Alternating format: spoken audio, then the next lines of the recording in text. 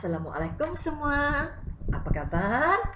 Cikgu mengharapkan semua anak murid kesayangan cikgu yang berada di luar sana, tak kira berada di Sarawak, di Tanah Semenanjung, Sabah, Labuan, berada dalam keadaan yang sihat dan gembira. Kerana badan yang sehat, otak yang gembira, dapatlah kita belajar dengan bersungguh-sungguh dan dapat memahami isi pelajaran dengan sempurna. Baiklah, pada hari ini cikgu akan mengajar bahasa Melayu tahun 4. Baik, sebelum itu silalah ambil buku teks kamu bahasa Melayu tahun 4 dan bukalah pada muka surat 67. Okey, cikgu ulang sekali lagi. Buka buku teks kamu pada muka surat 67, buku teks bahasa Melayu tahun 4. Okey, seperti paparan kita pada hari ini, tajuk kita hari ini adalah etnik Long Bawang. Itu kita membaca hari ini.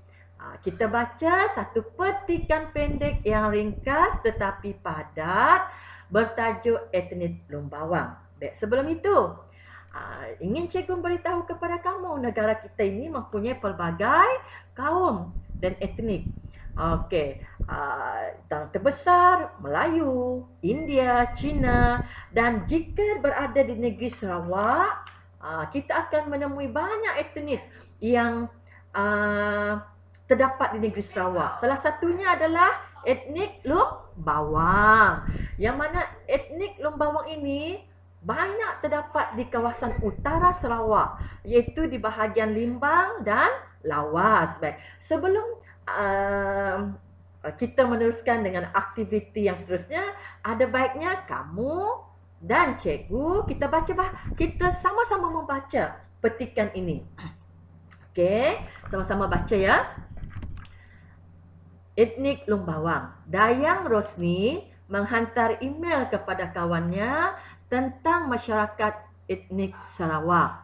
Okey, daripada Dayang Rosni ymail.com. Dayang Rosni menghantar satu petikan pendek, dia hantar kepada minli1ymail.com dan disimpan di dalam email itu perkara etnik Long Bawang. Okey, sekarang kita baca apakah risalah tentang etnik Long Bawang yang dihantar oleh Dayang Rosni kepada Minli melalui email. Okey, kita baca. Sarawak sememangnya negeri yang memiliki pelbagai etnik. Antaranya termasuklah etnik Long Bawang. Kebanyakan etnik ini terdapat di utara Sarawak, iaitu di bahagian Limbang, terutamanya di daerah Lawas, seperti yang cikgu terangkan tadi tu. Okey. Pekerjaan utama etnik Long Bawang ialah pertanian sara diri. Selalunya etnik Long Bawang ni mereka akan bersawah padi, dan padi mereka tu menghasilkan satu beras yang sejenis beras yang sangat sedap, harum baunya. Okey. Seterusnya, mereka terkenal sebagai penanam padi adan. Itulah kata cikgu tu. Padi adan tu jika diproses menjadi beras dan dimasak menjadi nasi, nasinya berbau harum dan rasanya sangat sedap. Okey, selain itu, mereka juga menghasilkan garam bukit. Ni cikgu dah pernah merasa macam mana rasa garam bukit. Garam bukit ni rasanya tak masin. Sederhana, masin dan ada khasiat. Okey. Masyarakat Long Bawang mengadakan pesta menuai yang dikenali sebagai Irau Aku Long Bawang. Pesta ini diadakan selama 3 hari 2 malam, iaitu pada 31 Mei hingga 2 Jun setiap tahun. Pelbagai aktiviti kebudayaan diadakan, antaranya termasuklah pertandingan permainan tradisional, demonstrasi kebudayaan, pertandingan sukaneka, jualan kraftangan tradisional, serta pameran dan jualan makanan tradisional. Okey, itu adalah antara aktiviti semasa hari kebudayaan yang dikenali sebagai Irau Ako Lembawang itu diadakan. Okey, pelbagai aktiviti.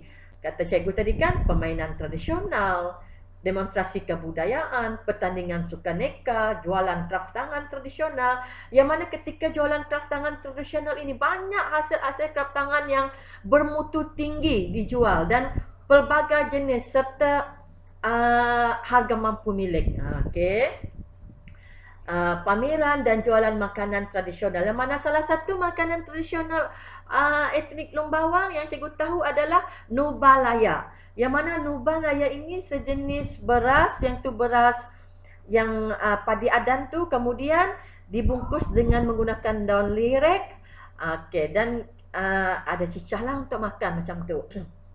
Okey, seterusnya kemuncak pesta Arau Iko Lembawang ialah pertandingan Ratu Cantik bagi perempuan dan pertandingan yang memaparkan kepahlawanan bagi lelaki.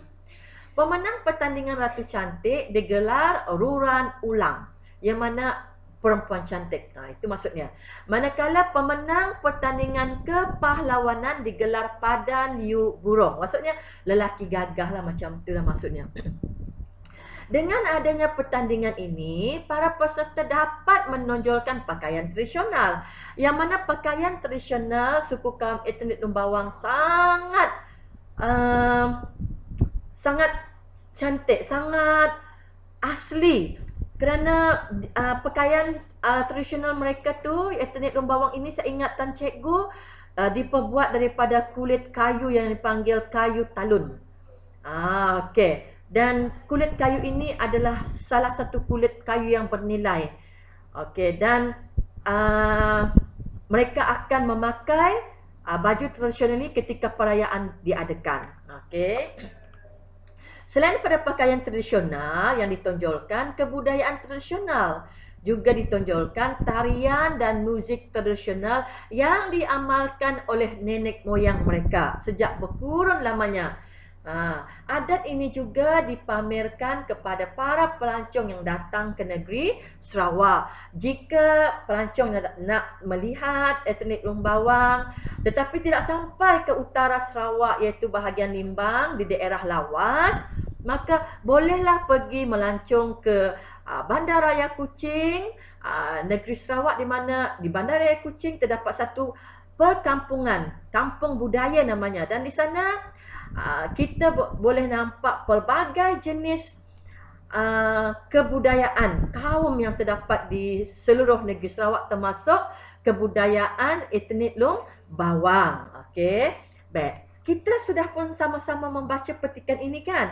Okey, dan cikgu rasa petikan ini walaupun pendek, padat dan kamu dapat memahami dengan penerangan serta bacaan yang telah sama-sama kita lakukan tadi.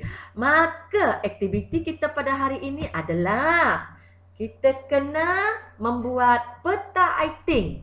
Okey, ini adalah peta iting, yang mana peta iting ini adalah peta pokok. Peta iting ini adalah peta pokok. Yang mana etnik Lombawang, bila kamu membuat peta pokok ini, gunakan pembaris supaya nampak kemas. Okey. Etnik Lombawang tajuknya, kemudian kawasan. Di mana kawasan itu, kawasan Lombawang itu, kamu dapat memperolehi faktanya melalui petikan ini pada perenggan pertama. Okey, perenggan pertama ini kamu sudah nampak di manakah kawasan suku kaum etnik Lombawang. Ada dinyatakan di sini. Tengah cikgu baca. Okey, kebanyakan etnik ini terdapat di utara Sarawak, iaitu di bahagian Limbang, terutamanya di daerah Lawas. Nah, yang inilah ayat inilah yang bakal kamu tulis di bawah peta pokok kawasan. Okey, boleh? Cikgu dah memberi jawapan kepada kamu sebenarnya tu. Tulis dengan kemas. Okey. Seterusnya, pekerjaan. Baik, apakah pekerjaan etnik Lumbawang? Juga terdapat dalam petikan, iaitu di apakah pekerjaannya? Terdapat pada perenggan yang kedua ini. Yang perenggan kedua ini terdapat pekerjaan etnik Lumbawang. Tetapi sekarang kan, untuk pengetahuan kamu, etnik Lumbawang ini banyak yang berjaya dalam bidang perniagaan, ada yang bekerja di bidang swasta, di kerjaan dan sebagainya. Tetapi berdasarkan petikan ini, kamu kenalah tulis apakah pekerjaan etnik Lumbawang berdasarkan petikan. Okey, yang ketiga, peta pokok ini menghendakkan kita menulis apakah pesta yang diadakan oleh suku kaum etnik Lumbawang. Macam kita orang Melayu, Hari Raya Aidilfitri, Tahun Baharu Cina untuk kaum Cina, Diva Bali bagi kaum India. Maka bagi etnik Lumbawang, apakah pesta mereka? Apakah nama pesta mereka? Dan bagaimanakah pesta itu dijalankan?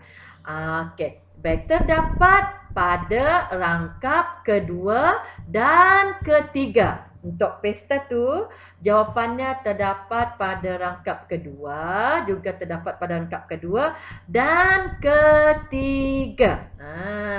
Bolehlah kamu baca dan jawab. Tulis di bahagian pesta di sini. Kerana semua faktanya terdapat pada petikan yang pendek ini. Okey, boleh? Okey, baik. Sekali lagi cikgu ulang.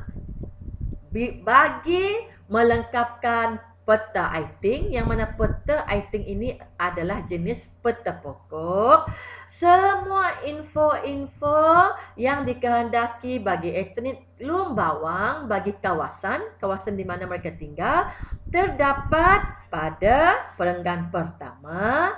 Bagi pekerjaan etnik Lumbawang pula terdapat pada petikan kedua, perenggan kedua dan kedua, serta ketiga, dan pesta juga terdapat pada perenggan ketiga. Okey. Adakah jelas dari segi penerangan cikgu? Cikgu rasa jelas.